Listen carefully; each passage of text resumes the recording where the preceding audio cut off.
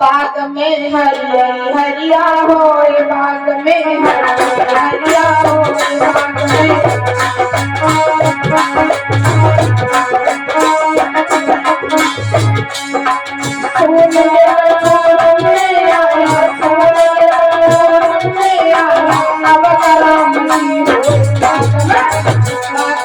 बाग में बाग में हरिया हो, बाग में हरिया हो।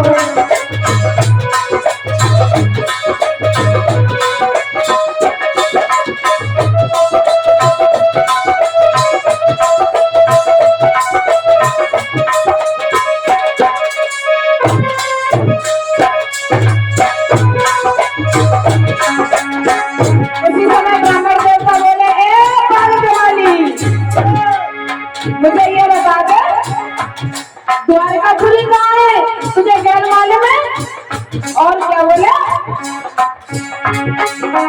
पूरी द्वारिका में जानो है, पूरी द्वारिका में जानो है, गैर बता दे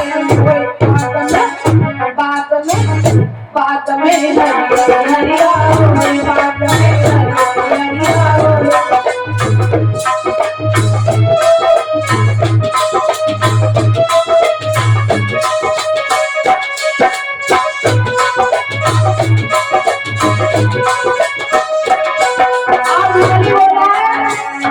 बाबा मेरी बात सुना, तुम्हें पूरी द्वारका में जाना है तो सुनो। अरे पूरे बैठा है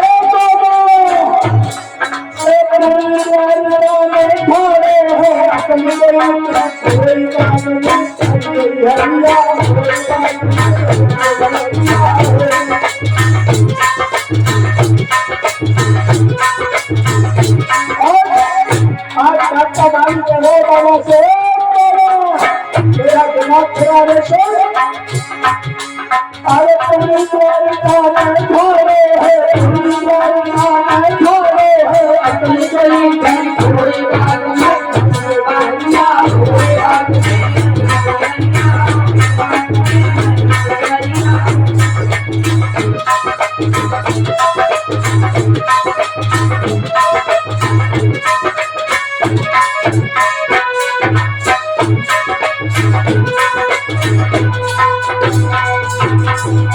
आज बाबू के माली ने कह दिया, बाबा जी ये सामने जो कोठी चमक रही है ना, ये द्वारकापुरी है। बाबा कहने के लगा, जी बताएगा जब द्वारकापुरी को राजा को?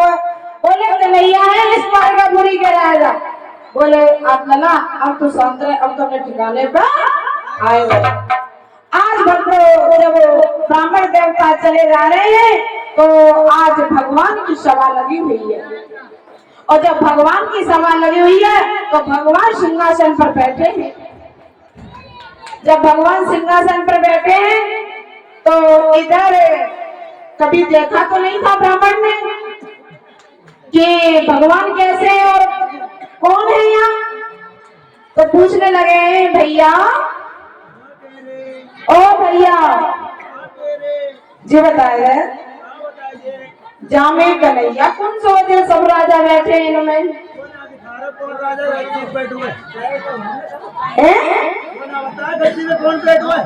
लगा। अब मेरे कहो देखो क्या है ना, राजा कैसे हो, कार हो, पीर हो, छोटो है, मोटो है। यहाँ तो मैं इंट्रोडक्शन से चलाया आया हूँ, यूट्यूब पर चैनल राजा सब्सक्राइब करके। सही कहा सही बता रहे, बुढ़ापे की बेर आए मत परेशान कर जी बैठो है जी ना जो बगल में। आज ब्राह्मण देवता कहने लगे, मर गई मोड़ी जाई के पीछे मर गई थी, ड्रामा जैसा कट्टा रखो, ड्रामा को पूरा कर कहते हैं पूरा ठाड़ो है, चक्कर ड्रामा मरी थी। हे भगवान आज करने की बिटरिया जो करने सब सही है ये।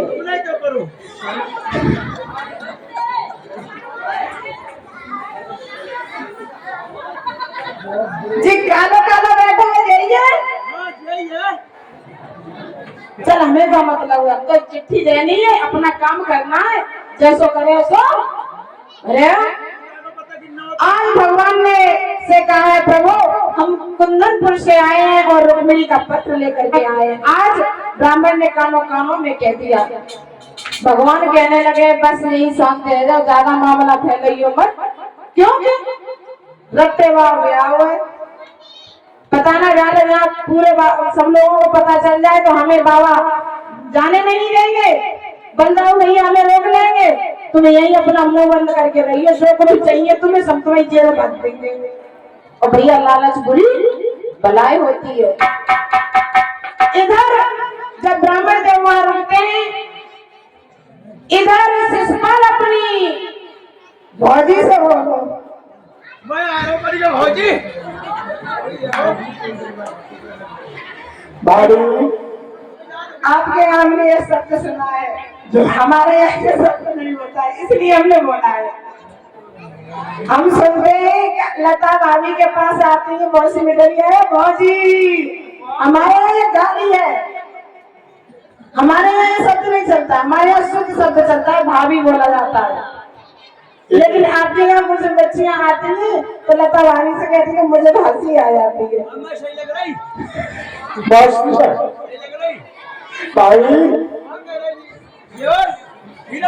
भाभी अब हमें तुम दूल्हा बनाओ। हाँ भाभी एक मिनट टाइम नहीं है, पूरा बना दो, कल्ला लगा दो, कल्ला।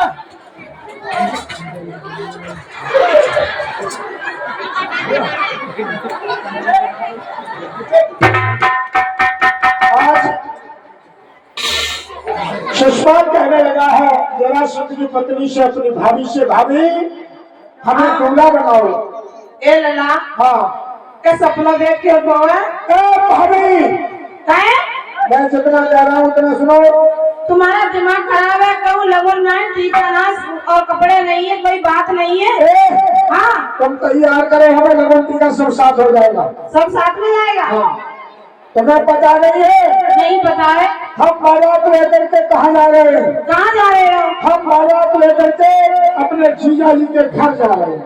मिटने के नहीं, मिटने के लिए नहीं, तो उनकी बहन है रुक्मिणी, बहुत सुंदर है, बहुत, और इतनी सुंदर है। अब पूछो मत, अब तुम तैयार कर दो जल्दी से। तैयार तुम काजल वगैरह लगा दो, जो लगाना है तस्वीर जल्दी। तो मुंह फूक तो धोयाते हैं कभी ना? बहुत धो गए आप, शादी के बाद ही धोने के। अच्छा हाँ और आज क्या बोला है वो?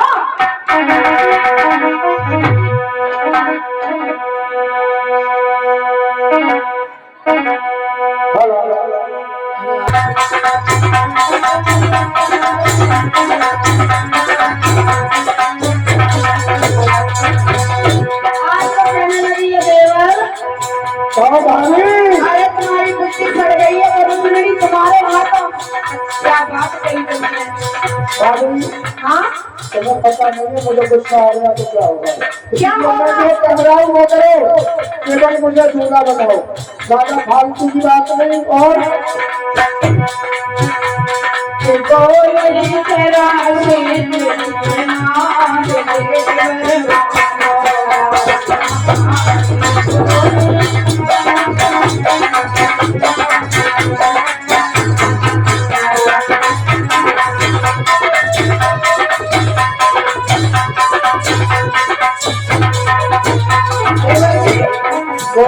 मेरी बात सुनो और सुन लो अच्छी तरह, जल्दी बताओ, टाइम नहीं है इतना।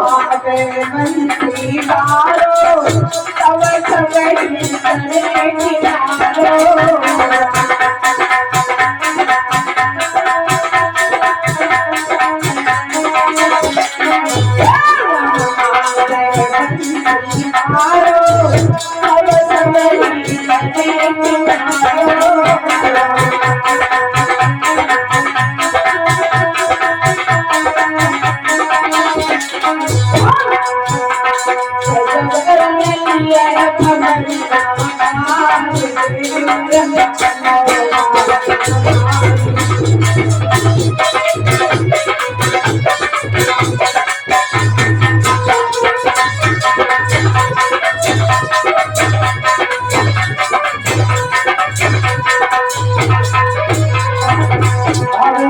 हाँ मला क्या कह रही है भाभी? मेरी बात नहीं कह रही है। मेरी बात मेरा जरा सुन सो भैया, क्या करिए किस्मत भैया।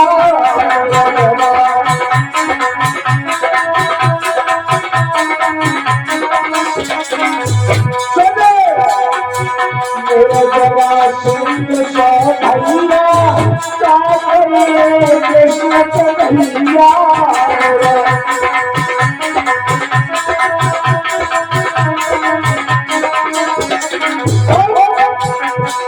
प्यार का है मैं शहजार, भाभी सुन ले बात हमारी।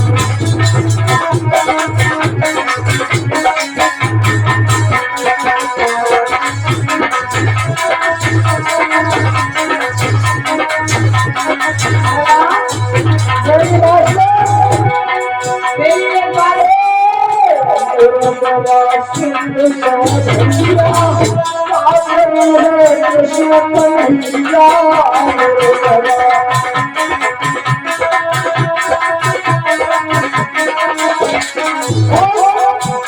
मेरा प्यार का है मैं शहजार, भारत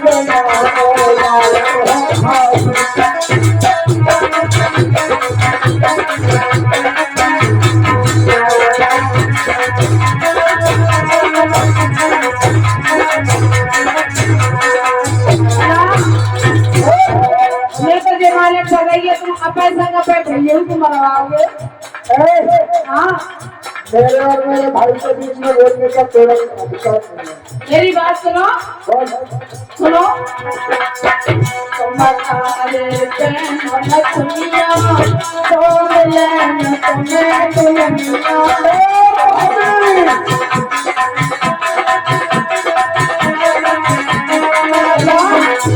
मैं सही बात कह रही हूँ।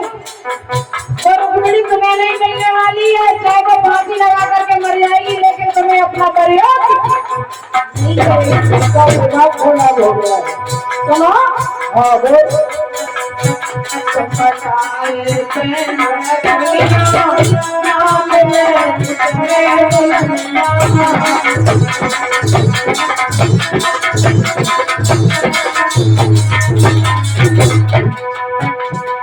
अरे तो पड़े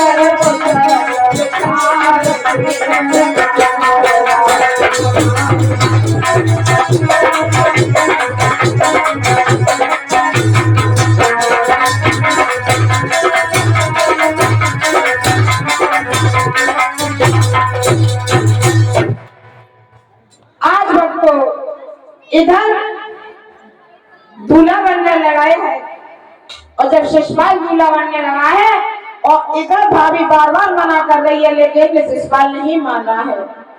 इधर जो द्वारकापुरी में जो पत्र लेकर वो ब्राह्मण गए हैं, तो सारी रात उन्होंने वहीं पर विश्राम किया है। और जब विश्राम किया है तो श्याम ने कहा है, ब्राह्मण देवता कहो। अब तुम कुंदनपुर में जाओगे ना, तो मेरा एक काम करना। क्या? जब तुम चलो ना, हाँ तो तुम नेक दूर तक चलियो और उन्हें बगड़े बनाए जाइयो। अच्छा। हाँ, फिर? जब बगड़े बनाए जाइयो तो फिर हम दाऊ तक आएंगे। दाऊ हाँ देखो ब्राह्मण देवता है, आखिर बूढ़े हैं और उम्र भी बहुत हो गई है, शरीर में ताकत नहीं है, थोड़ी दूर तक हमें छोड़ा है, हमें रख दे दो। ठीक है श्याम सुंदर, जो तुम कह रहे हो वो मैं समझ गया हूँ।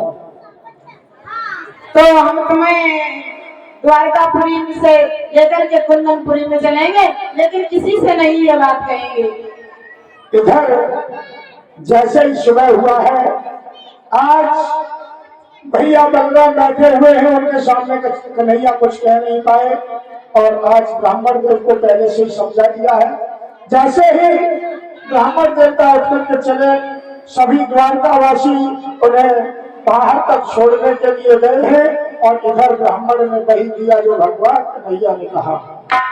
ब्राह्मण देव थोड़ी दूर तक चले, आगे चल करके, और वो गिर पड़े हैं, और जब गिरे हैं तो कन्हैया कहने लगे, बलराम भैया ब्राह्मण देवता बहुत बूढ़े हैं, और अगर तुम्हारी आज्ञा हो तो मैं अपने रथ से इन्हें कुछ दूर तक छोड़ दूं।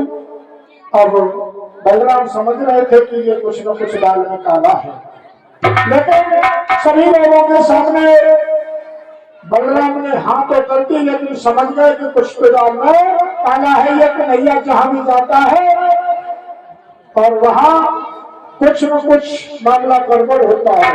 और कन्हैया को आज्ञा तो दे दी बलराम ने, लेकिन एक बात कही कि हिताना तू जल्दी से जाना और ब्राह्मण को छोड़ करके और जल्दी वापस आ जाना। रास्ते में अगर तुझे कोई गोपी मिले, कोई स्त्री मिले तो उससे बात नहीं करेगा। भगवान कन्हैया ने कहा ठीक है भैया, मैं किसी से बात नहीं करूंगा। आज भगवान कन्हैया ब्राह्मण को रथ में बिठा करके और चले हैं। थोड़ी दूर तक तो रथ को धीरे धीरे ले गए, धीरे धीरे ले गए, और जैसे ही बलराम की आंखों से रथ ओझल हुआ है, भगवान कन्हैया ने आकाश मार्ग में रथ को उड़ा दिया है। और जब रथ को कुछ ही समय हुआ, ब्राह्मण देवता ने कहा कि इतनी तेज रथ आकाश मार्ग में उड़ रहा है। ब्राह्मण ने अपनी आंखें बंद कर ली और कुछ ही क्षण बीत पाए थे कि भगवान कन्हैया ने रथ को आज कुंदनपुर के बाहर उतार दिया है। इधर ब्राह्मण कह रहे हैं कि आज अहीर झांझरे में पड़ गई, आज प्राण नहीं बचेंगे, ये कन्हैया आज जान लेकर के ही मानेगा। और इधर ब्राह्मण ने अपने डर के मारे आंखें बंद कर ली, और जैसे ही भगवान कन्हैया ने अपने रथ को कुंदनपुर के बाहर बाग की तरफ उतारा है और ब्राह्मण से कहा है हे ब्राह्मण देव कुंदनपुर आ गया। जैसे कहा ब्राह्मण देव ने देखा बाकी कुंदनपुर आ गए। ब्राह्मण देवता से कहा कन्हैया ने हे देवता, हे बाबा जी जाकर के रुक्मिणी से कह देना कि मंदिर के पीछे वाले बाग में उसका इंतजार कर रहा है। आज ब्राह्मण देवता रुक्मिणी से जाकर के बोले हैं कि भगवान मंदिर के पीछे बाग में खड़े हैं। ब्राह्मण बोले रुक्मिणी अरे अब तो भोजन करा ही दे। तो रुक्मिणी बोली है ब्राह्मण देव। रुक्मिणी कहने लगी देखिए वस्तु काम था, तब रुक्मिणी क्या कह रही थी, और जब काम निकल गया तो रुक्मिणी क्या कह रही है। कहने लगे ब्राह्मण अगर मेरे श्याम बाग में आ गए, मंदिर में आ गए हैं तो मैं बहुत विलंब हो जाएगा, और विलंब हो जाएगा तो मेरे श्याम मेरा इंतजार करके चले जाएंगे। इसलिए ब्राह्मण देवता मेरी एक बात सुनो क्या।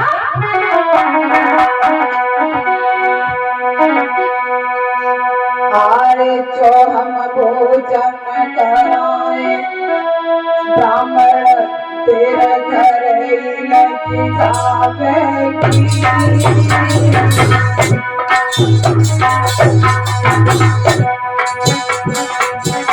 और मेरे श्याम की सुंदर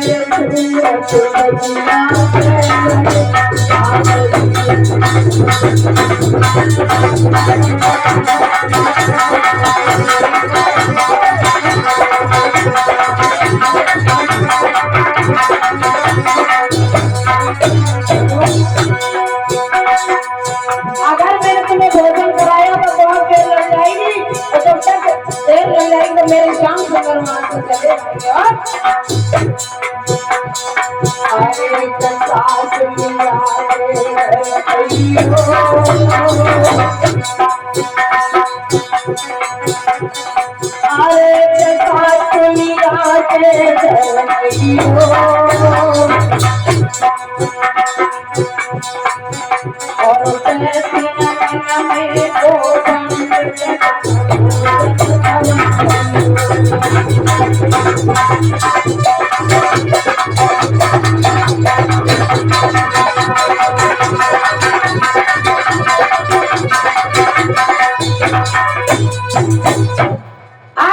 कहने लगी है कि अब तुम हमारे सासू के यहाँ पर आना ससुराल में, तब हम तुम्हें भोजन कराएंगे। पंडित जी बोले वाह भाई वाह, अगर नौ मन को एक आंसू डाल रही है और अब काम नहीं करेगा तो कह रही है कि सासुलिया के घर आई हो वहां पे भोजन कराएंगे, यानी बिना मतलब के चली गई। इधर रुक्मिणी जब इतना कह देती है इधर मैया के पास जाती है। मैया, हाँ ओ मैया, कौन बनी? मैया बोलो, एक बात बताए दे। पूछो। मैया हाँ, जी बताए दे कि हमारी बारात कब आ गई? तुम्हारी बारात में आ गई परसों। परसों? हाँ, ए मैया तो फिर हमारी विदा कब हो गई? गदा का करनी है गई, काय भी करनी लाती हूँ। ए मैया, हाँ, हम पूछ रहे हैं, हमें काम मालूम, हम नई तेल की लड़की है। तो परसों आ गई तो अगले दिन विदा है जा गई। मैया जल्दबाजी कहती है। जल्दबाजी ना मैया, देख मुझे आज ऐसा लग रहा होगा कि ते गले में गलवैया डाल के अफरी के रोने में तो जाने का पैसा लगना। अब मैया तू क्या मालूम है कि बिटिया हमारा कौन सा गुल खिलाया जा रही है? हैं? मैया को कुछ नहीं मालूम है। आज रुक्मिणी कहने लगी है मैया तो अब मैं ऐसी आ रही मैं पेट में हूँ तो फिर रही है। उठ रही है तो जाएगा। मैया हाँ, तुम्हें तो रोने लग के। हाँ, हाँ, खूब रो। तो भक्तों आज रुक्मिणी अपनी मैया के गले में गलवैया डाल करके रोने लगी है। और जब रोने लगी है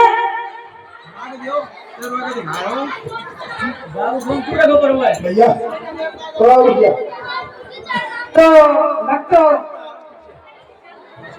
ये बात सही है, बेटी चाहे कितने ही पत्थर दिल की हो, बेटी चाहे कितने भी पत्थर दिल की हो, लेकिन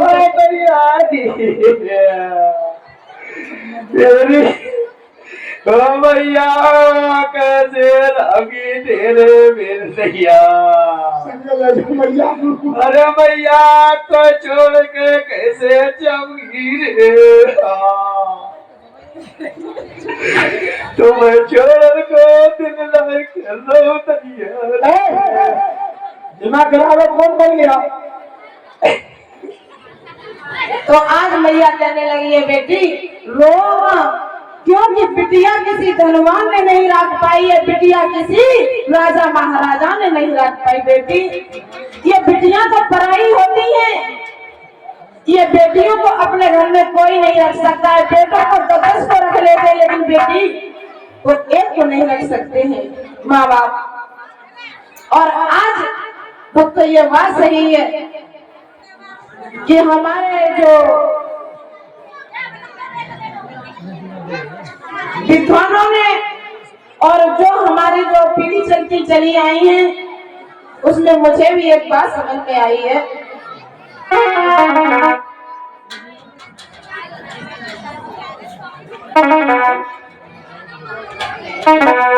तो एक गाना भी चला है कि मुझे माँ से मिला मिला यही सिला, मुझे माँ से मिला मिला यही सिला, बेटियां क्यों पराई है।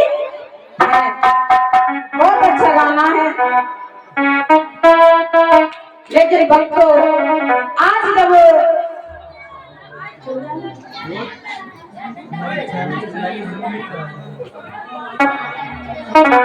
तो आज रुक्मिणी जब अपने मैया के गले में गलवैया डाल करके रोने लगी है तो मैया ने अपनी बेटी से कहा है बेटी तुम्हारा टाइम हो गया है, तुम देवी पूजन के लिए चली जाओ। तो आज रुक्मिणी की जब सहेलियां आई हैं तो आज रुक्मिणी आज मंदिर में चली है देवी पूजन के लिए। कैसे? आजा भैया रुक्मिणी, कहाँ है? पूजन करो आगे। और कैसे चली है रुक्मिणी? बिटिया भीषम की, बिटिया भीषम की कैसे भी पूजन आए रही।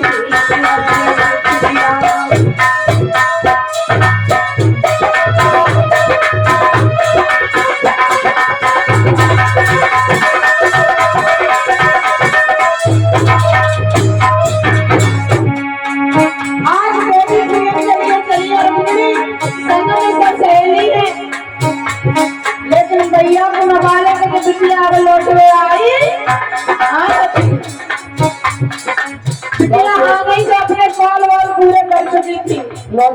आई ना हो तो चाय के लिए आएंगे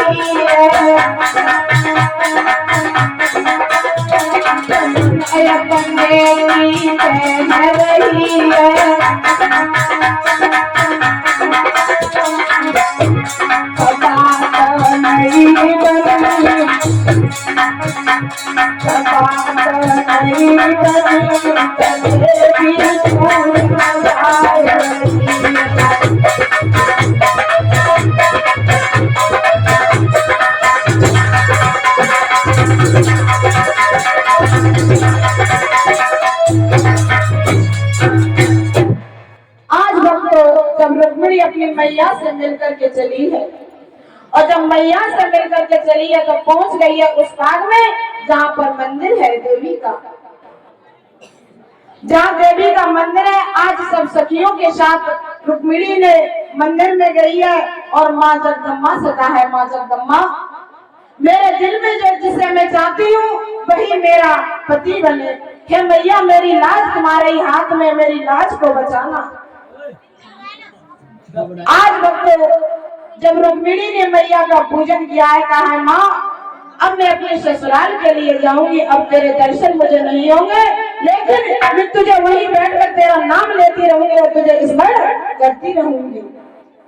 इधर जब रुक्मिणी आगे बढ़ी है तो देखा है कि जरासंध की फौज लगी हुई है, दंतवंत की फौज लगी हुई है और शिशुपाल की फौज लगी हुई है। जब ये फौजें लगी हुई हैं, भगवान श्याम सुंदर वहीं खड़े हैं, लेकिन भगवान श्याम सुंदर की कोई फौज नहीं है, वो तो अकेले ही रथ पे खड़े हैं। और जब रथ पे खड़े तो रुक्मिणी कहने लगी है, बहन, गोरी बहन ये जो काला काला है ना, ये रथ पे कौन खड़ा है? तो मेरे पीतम है। रुक्मिणी ने नहीं पहचान पाया, लेकिन अब भगवान कहने लगे कि मैंने भी रुक्मिणी को कहीं नहीं देखा है, मैंने भी रुक्मिणी को कहीं नहीं देखा है। जो ये सखियां हैं, इन सखियों में मैं कैसे किसे ले जाऊं? अरे भाई, ऐसे में किसे ले जाऊं, किससे बात करने लगूं? मैंने रुक्मिणी कभी देखी नहीं है। तो उसी समय रुक्मिणी ने जो हाथ में कंगन बांधे थे और हल्दी लगी हुई थी, रुक्मिणी कहने लगी, अरे बहन, ओ बहन, बेना, ये बता, जो ये सामने फौज है, ये किसकी है? ये लला शिशपाल की है। अच्छा, और ये सामने फौज है, ये किसकी है? हुक्म की है। अच्छा, और ये इधर ये फौज है, ये किसकी है? जो नंद बाबू लाला है। आज रुक्मिणी अपने कंगन वाला हाथ उठा रही है, बार बार भगवान श्याम सुंदर कहने लगे तो हमें अब मालूम पड़ता है कि यही रुक्मिणी है। और भक्तों, आज जब रुक्मिणी आगे जाकर के भगवान श्याम सुंदर के रथ के पास जाकर के पहुंची है, और जब रथ के पास जाकर के पहुंची, आ जाओ श्याम सुंदर, जो रथ ला जाए लक्ष्य। आज ब्याह करवा दे। आप तेरी भावना में डाल दूं, आज पंडित जी बन हो। तो रुक्मिणी पूछने लगी है, आप कौन हो? यार कोई पता नहीं लग रही कौन है जो। महाराज, हाँ, आप रथ पर सवार हो? मैं कृष्ण हूँ, बाबा नंद का पुत्र। क्या? हाँ, महाराज बोले। तो आप अकेले ही आए हैं? और क्या? महाराज, हाँ, ये बताओ, बोलो, पूछो। ये तुम्हारे हाथ में क्या है? ये हमारे हाथ में है बसुरिया। तो इसका क्या होता है? ये बजाई जाती है। तो एक बार हमें सुनाना दो। ए रुक्मिणी, हाँ, होशियार कम बनो। कहे? जो हमारे से बजाई गई बसुरिया, हाँ, तो जो इससे बड़े दुश्मन खा गए, तो तुम्हें हमारी बसुरिया। कोई चक्कर है? और क्या? तो तुम हमें अपनी बंसी की धुन सुनाओगे? नहीं। नहीं। अच्छा, हाँ, अभी मरवाने के चक्कर में। तो तुम एक बात बताओ। बोलो। दिखा तो सकते हो? हाँ, दिखा सकते हो, लेकिन दूर से। दूर से? और क्या? क्यों? देखो, ये जो बांसुरी है ना, ये मुझे अपने प्राणों से भी प्यारी है। अच्छा, हाँ, तो अच्छा ठीक है, तुम्हारी बात हम मान ले रहे, अपनी बांसुरी को दिखा दो। तो लो, देखो। और जैसे ही भगवान श्याम सुंदर ने बांसुरी को आगे बढ़ाया है, और रुक्मिणी जैसे ही बांसुरी को पकड़ना चाहती है, भगवान को नहीं आगे हाथ पकड़ो और झट से खींच करके अपने रथ पे उठा दिया। और भगवान के भैया ने रथ को आगे बढ़ाया, और जैसे ही रथ को बढ़ाया तो संग की जो सखियां थी, कहने कई जीजी, ये तो कोई करिया करिया, तो सुजीत जी को ले जा रहा हो, तो घर को भागी। घर जाके भागी और जाकर के भैया से कहा, और कुछ लड़कियां भागी, उन्होंने जाकर के रुकन को बताया कि भैया एक करिया करिया हाथों से जीजी को ले गो। आज लड़कियां भागती जा रही हैं और पछाड़े खाती जा रही हैं, और जाकर के शिशपाल से कहने लगी, भैया गुरुकुल से कहने लगी, ये भैया गजब हो गया। भैया दीदी को ले गयो पाकोरे से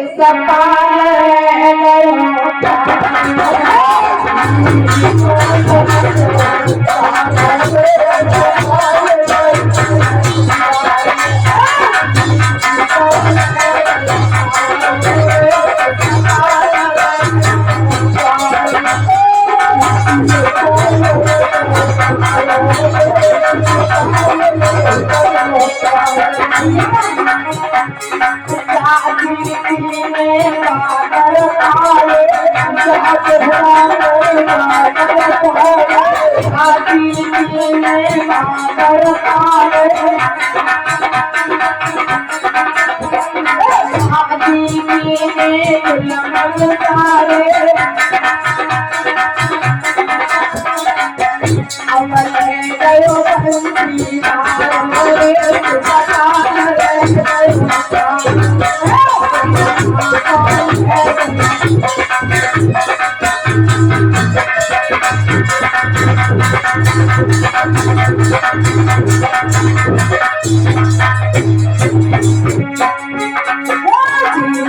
कौन है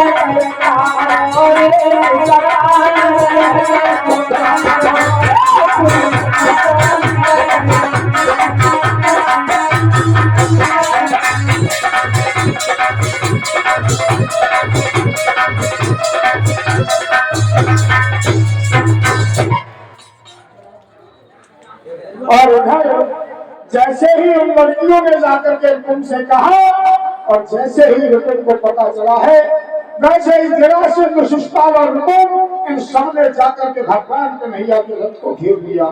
और इधर गाँव ने देखा है कि कन्हैया बहुत देर तक गया है और अभी आया नहीं है। तो उधर जब भगवान कन्हैया का रथ जरासंध शिशुपाल और रुकुम की फौजों ने घेर लिया, इधर बलराम भैया ने सोचा है कि कन्हैया बहुत देर का गया है, हो सकता है कहीं कुछ गड़बड़ है। और उधर भैया बलराम अपनी सेना के साथ चले हैं और जब आकर के देखा है तो भगवान और भैया को ये तीनों फौजें घेरे खड़ी हैं। और इधर बलराम ने क्या किया है,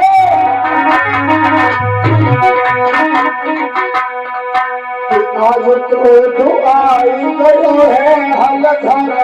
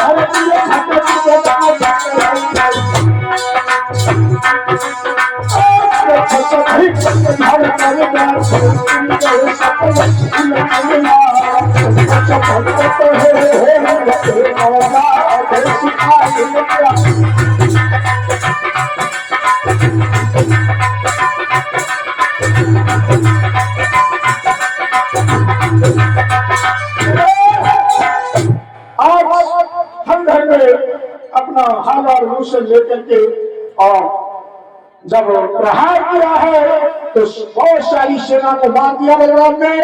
और जो दंतवक्र और जो शिशुपाल था ये भाग गए हैं और भगवान और भैया ने आगे बढ़कर के रुकुम को पकड़ लिया है। और इधर जब रुकुम भगवान और भैया की तरफ दौड़ा तो भगवान ने रुकुम को रथ से बांध लिया और जैसे बांधने को तैयार होते हैं तो रुक्मिणी रो करके बोली है, हे राज अब क्या कह रही है रुक्मिणी। आज देखिए वो भैया था जो अपनी बहन की शादी अपने साजे शिष्टा के साथ करा रहा था और आज जब भैया पर मुसीबत है तो आज बहन रुक्मिणी का गिरदर गदगद हो गया और भगवान कन्हैया जब मानने चले हैं रुक्म को तो आज रुक्मिणी रो करके बोली है ना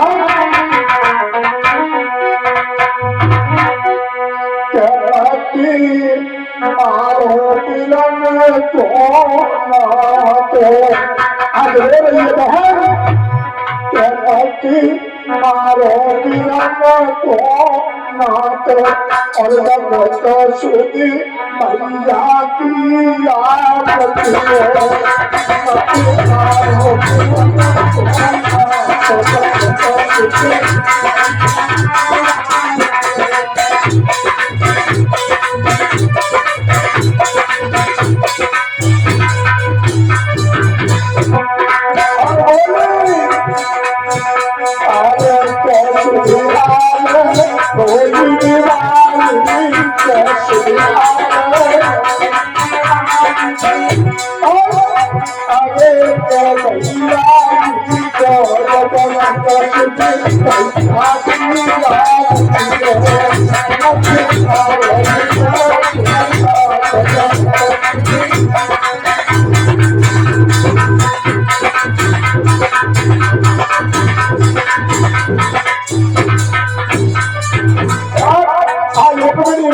मारो ये मेरा भैया इसे छोड़ दे कहो इसे छोड़ दो और उन बहनाओं से पूछे जिनसे कोई भाई नहीं है बच्चा में नहीं लगे उन बहनाओं पर क्या बीतती होगी जिनके कोई भाई नहीं है उनके दिल से पूछो और बोलिए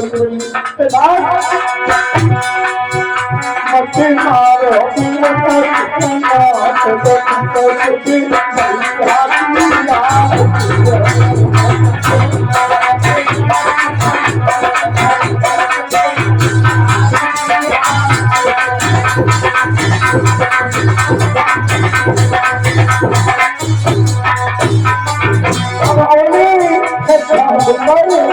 ये मेरा भैया है जैसा भी ये मेरा भाई है इसे छोड़ दो अरे कैसे बोला बचेगा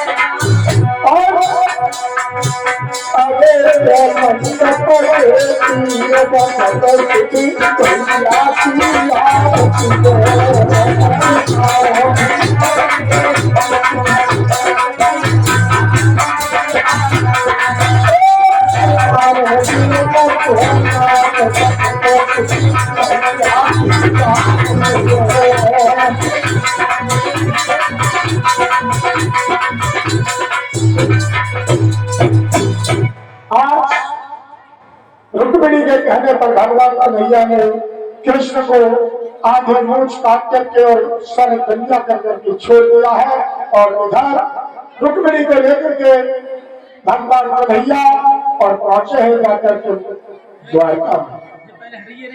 मैं उतर के आऊंगा बस सस्ती करूंगा ना कि अम्मा बाप ने पहचानेंगे।